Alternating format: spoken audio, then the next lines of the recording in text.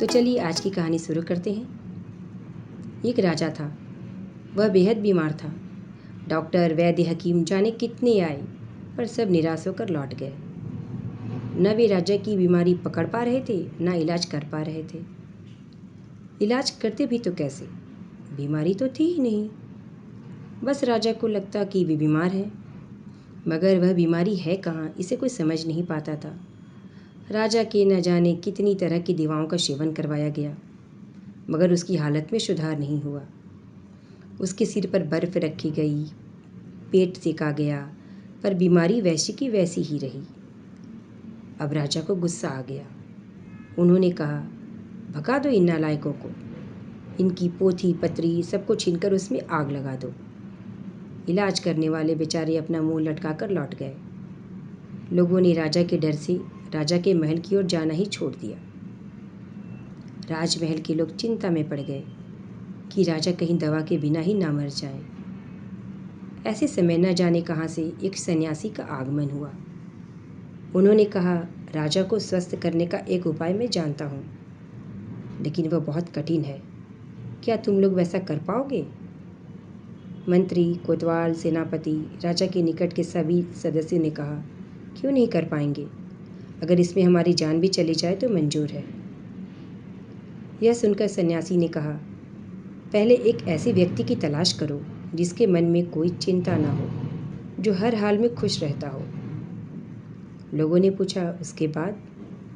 सन्यासी बोले, उसके बाद उस व्यक्ति के कपड़े अगर एक दिन के लिए राजा पहन ले और उस व्यक्ति के गद्दे पर रात भर सो ले, तब देखना उसकी बीमारी दूर हो जाएगी, वह एकदम ठीक हो जाएगा। यह सुनकर सभी ने कहा, यह तो बड़ी अच्छी बात है। फटाफट यह खबर राजा तक पहुंच गई। उन्होंने कहा, अरे इतना आसान उपाय रहते ये सारे लोग अब तक क्या कर रहे थे? इतनी सी बात किसी के दिमाग में क्यों नहीं आई? जाओ, उस हंसने वाले आदमी को तुरंत ढूंढकर उसका कुर्ता और गद्दा ले आओ। लोग उस आदमी की तलाश में निकल पड़े। पूरे राज्य में ढूंढो ढूंढो का शोर मच गया, लेकिन उस आदमी का पता ही नहीं चला। हर आदमी निराश होकर लौटकर कहता, ऐसा आदमी तो कहीं मिला ही नहीं जिसे कोई दुख ना हो, चिंता ना हो, जो हमेशा हंसता रहता हो, खुश रहता हो। तलाश में निकले हुए सारे लोग निराश होकर लौटते और यही कहते कि ऐसा आदमी तो हमें मिल ही नहीं रहा। मंत्री नाराज होकर बोले, ये किसी काम लायक नहीं है। इन मूर्खों को पता ही नहीं कि तलाश कैसे की जाती है। अब मंत्री खुद ही कमर कस के निकल पड़े। बाजार पहुंचकर उन्होंने देखा, एक बड़े से आंगन में बहुत भीड़ लगी है। एक बूढ़ा सेठ बड़ी खुशी से लोगों को चावल, दाल और पैसे दान कर रहा था। मंत्री ने सोचा, वाह, यह आदमी तो बड़ा खुश नजर आ रहा है। इसके पास लगता है रुपये पैसे भी बहुत हैं। फिर इसे कोई कष्ट नहीं होगा और ना ही कोई चिंता। इसी का एक कुर्ता और गद्दा मांग लिया जाए। तभी उसी समय एक भिखारी सेठ से भीख लेकर बिना उसे प्रणाम किए वहाँ से जाने लगा। बस सेठ को गुस्सा आ गया। उसने उसे थप्पड़ मार दिया। फिर उसे दान दी गई सारी दान सामग्री उससे छीनकर उसे जूते से पीटकर भगा दिया। यह तमाशा देखकर मंत्री मुंह बनाकर आगे बढ़ गए। चलते चलते वो एक नदी के किनारे पहुँचे। वहाँ उन्होंने देखा, एक आदमी मजाकिया गाने गाकर लोगों को हंसा रहा है। कोई आदमी ऐसी अदाओं से लोगों को हंसा भी सकता है? मंत्री को यह नहीं पता था। वे भी उसके हाव भाव से ठठाकर हंसने लगे। उन्होंने सोचा, ऐसे हंसोड़ आदमी के रहते हमारे लोग खाली हाथ क्यों लौट आए? उन्होंने अपने करीब खड़े एक व्यक्ति से पूछा, यह आदमी कौन है? उसने कहा, यह अपना गुबरा नशेड़ी है। अभी आप इसे देख रहे हैं, यह कितना खुशमिजाज है, मगर शाम को शराब पीने के बाद इसका हुल्लड़ और उत्पात शुरू हो जाता है। इसकी हरकतों से मोहल्ले वालों का जीना मुहाल हो गया है। यह सुनकर मंत्री बहुत निराश हुए। वे फिर से हर तरह से योग्य व्यक्ति की खोज में निकल पड़े। दिन भर की तलाश के बाद मंत्री थककर घर लौट आए। वह प्रतिदिन उस व्यक्ति को ढूंढने निकलते और शाम को निराश होकर घर लौट आते। वे लगभग निराश हो चुके थे। अचानक अगले दिन उन्होंने एक पेड़ के नीचे एक बूढ़े को ठहाके लगाते हुए देखा। उस आदमी के बाल बढ़ गए थे, चेहरे की दाढ़ी भी काफ़ी बढ़ी हुई थी। उसका पूरा शरीर सूखकर रस्सी की तरह ऐंठ गया था। मंत्री ने पूछा, तुम इस तरह क्यों हंस रहे हो? उसने कहा, हंसूं नहीं तो क्या करूं? यह दुनिया लगातार घूम रही है।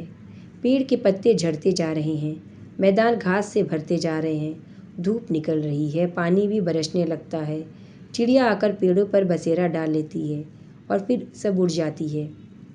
यह सब आंखों के सामने दिखता रहता है, इसलिए हंसी भी आ जाती है। मंत्री ने कहा, खैर यह सब तो मैं समझ गया, लेकिन सिर्फ इस तरह बैठकर हंसते रहने से तो काम नहीं चलता। तुम क्या कोई काम धाम नहीं करते? फ़कीर बोला, क्यों नहीं करता? सुबह नदी की ओर जाता हूँ, वहाँ नहा धोकर लोगों को आते जाते देखता हूँ, उनकी बातें सुनता हूँ। यह सब तमाशा देखकर फिर अपने पेड़ के नीचे आकर बैठ जाता हूँ। इसके बाद जिस दिन खाना मिल जाता है खा लेता हूँ, जिस दिन नहीं मिलता भूखा रह जाता हूँ। जब घूमने की इच्छा करती है घूमने चल पड़ता हूँ, जब सोने की इच्छा होती है सो जाता हूँ।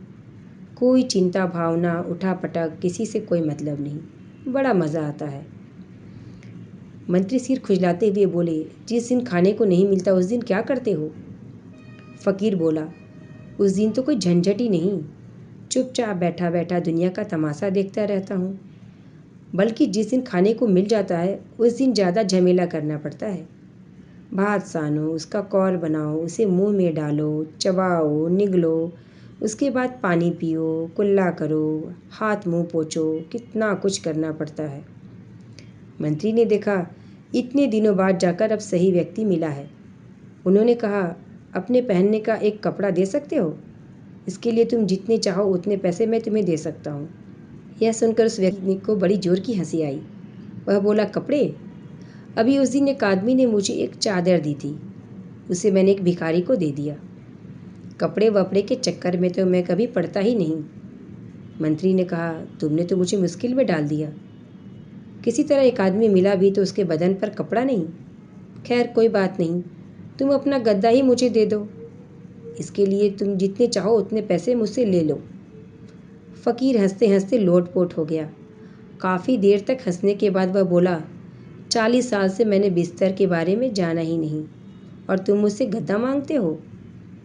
मंत्री बड़े आश्चर्य से बोले, तुम भी खूब हो, न कपड़ा पहनते हो, न रजाई कंबल बिस्तर रखते हो, तुम बीमार वगैरह नहीं पड़ते?